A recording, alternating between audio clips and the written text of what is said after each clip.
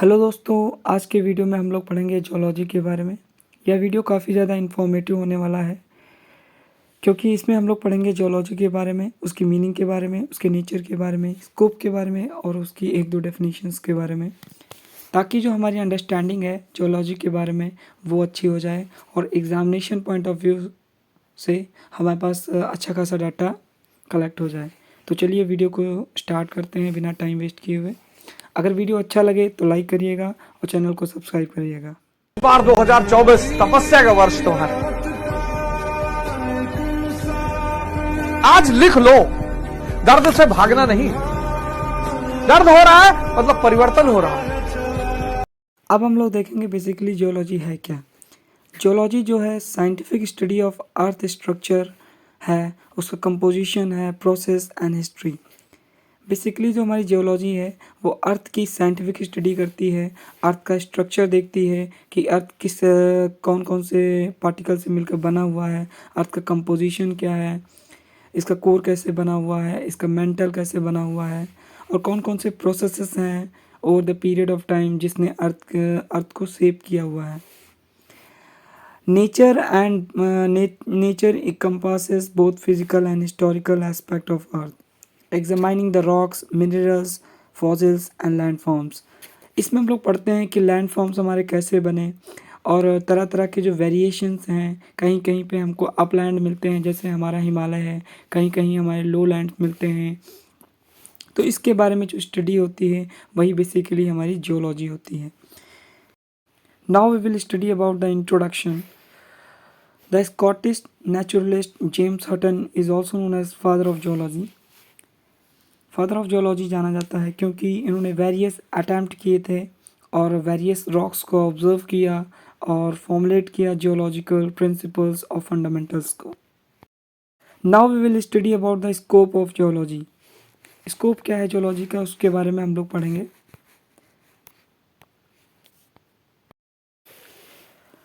Geological scope span earth structure, processes and history, investigating the minerals, rocks and tectonic activities. Geologists unveiling the planet composition and dynamics. They analyze landforms, interpret fossils, records and contribute to the resource exploration and environmental management। जो हमारा scope है geology का, उसमें हम लोग study करते हैं अर्थ के स्ट्रक्चर की, एक एक चीज़ को बारीकी से जानते हैं और उन प्रोसेसेस को ऑब्जर्व करते हैं जिन्होंने अर्थ को शेप किया है और इसकी हिस्ट्री देखते हैं। हम वेरियस जियोलॉजिकल प्रोसेसेस देखते हैं, कंपोजिशन देखते हैं अर्थ का और वेरियस लैंडफॉर्म्स की एनालिसिस करके ये पता करते हैं कि अर्थ कैसे बनी हुई है, क्या क्या चीज़ें हैं जिसने अर्थ को शेप किया है, उसके लैंडफॉर्म्स कैसे बने हुए हैं, जैसे रिवर्स का फ्लो कैसे हो रहा है, किस डायरेक्शन में हो रहा है, अपलैंड कैसे बन रहे हैं, हिल्स कैसे बन रहे हैं, माउंटेन कैसे बन रहे हैं, लो स्लोपिंग एरिया कैसे डेवलप हो रही हैं, उस चीज़ों की स्टडी करेंगे। जैसे कि जियोलॉजी वर्ड ही दो वर्ड से मिलके बना हुआ है, जियो और लॉजी। जियो मिस होता है अर्थ, लॉजी मिस होता है स्टडी। तो अर्थ की स्टडी, डिटेल्ड स्टडी करना, अर्थ में है क्या, कैसे बनी है, क्या प्रोसेसेस हैं जिसने इसको बनाया है, उसको हम जियोलॉजी कहते हैं। वही इसका स्कोप है कि डिटेल्ड में हम कैसे जानेंगे क्या क्या चीज़ें हैं जिसने इसको शेप किया है। अब हम लोग पढ़ेंगे मीनिंग ऑफ जियोलॉजी के बारे में। जो मीनिंग ऑफ जियोलॉजी है वो कहता है geology provides insights into the earth past, present and future. Geology जो है हमें अर्थ की पास्ट के बारे में, प्रेजेंट के बारे में और फ्यूचर में जो चीज़ें होने वाली हैं उनके बारे में एक कंप्लीट नॉलेज देती है, जानकारी देती है कि अर्थ के पास्ट में क्या क्या जो इंसिडेंट्स हैं वो हो चुके हैं और प्रेजेंट में क्या चल रहे हैं और फ्यूचर में क्या होंगे। जब हम जियोलॉजी की स्टडी करते हैं तो उनको एनालाइज कर पाते हैं और प्रेडिक्ट कर पाते हैं। तो जियोलॉजी की स्टडी हमें करती क्या है, help us understand natural processes, natural resources, distribution and environmental changes. जब हम जियोलॉजी की स्टडी करते हैं तब हम नेचुरल प्रोसेसेस के बारे में डिटेल्ड में जान पाते हैं और जो हमारे रिसोर्सेज हैं जैसे हुआ लैंड हुआ, वाटर हुआ, इनके बारे में डिटेल्ड जानकारी इकट्ठा कर पाते हैं कि इनका डिस्ट्रीब्यूशन कैसे है, किस जगह पे ये ज़्यादा मात्रा में पाए जा रहे हैं, किस जगह पे ये कम पाए जा रहे हैं। और environmental changes, time to time किस प्रकार के चेंजेस आते जा रहे हैं, उनके बारे में भी हमें जानकारी मिलती है। अब हम लोग पढ़ेंगे ब्रांचेस ऑफ जियोलॉजी के बारे में कि कौन कौन सी ब्रांचेस हैं जो जियोलॉजी की अराइज हुई हैं टाइम टू टाइम। जो हमारी पहली ब्रांच है वो है फिजिकल जियोलॉजी। फिजिकल जियोलॉजी जो है बेसिकली फोकस करता है अर्थ के मटेरियल्स पे, जैसे कि रॉक्स हैं, मिनरल्स हैं, लैंडफॉर्म्स हैं, और वो तरह तरह के प्रोसेसेस जिसने अर्थ की प्लैनेट को सेव किया है, सरफेस ऑफ द अर्थ जो है उसको बनाया है, वो हमारी फिजिकल जियोलॉजी में स्टडी की जाती है।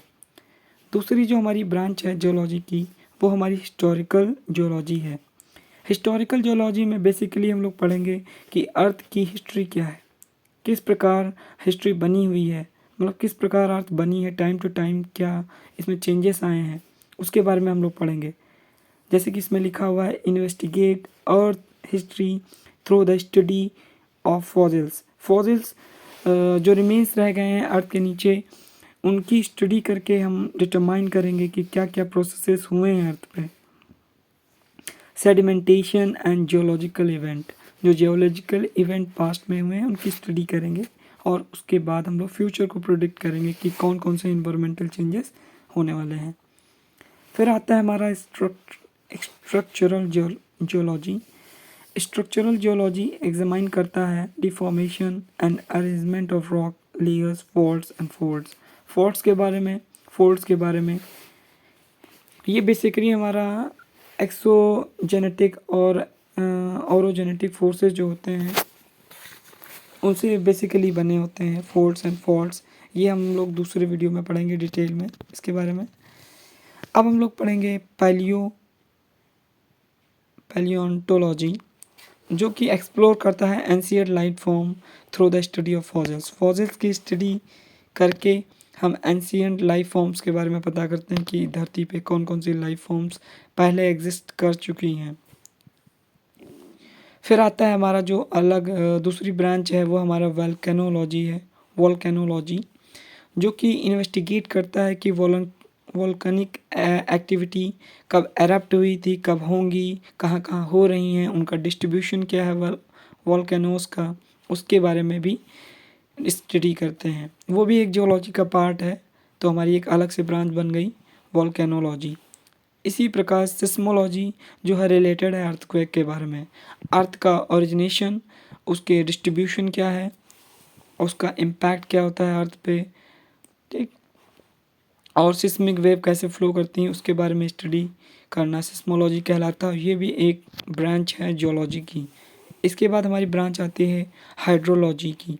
हाइड्रोलॉजी जैसे कि वर्ड है, हाइड्रो मीन्स वाटर होता है, लॉजी मीन्स स्टडी हो गया, तो हाइड्रोलॉजी बेसिकली डिटरमाइन करता है ग्राउंड वाटर के बारे में, उसके डिस्ट्रीब्यूशन के बारे में, कहाँ कहाँ पे ये डिस्ट्रीब्यूटेड है ऑन द अर्थ पे। इसके बाद जो हमारा ब्रांच आता है वो इन्वायरमेंटल जियोलॉजी है। ये मोस्ट इम्पॉर्टेंट पार्ट है जियोलॉजी का।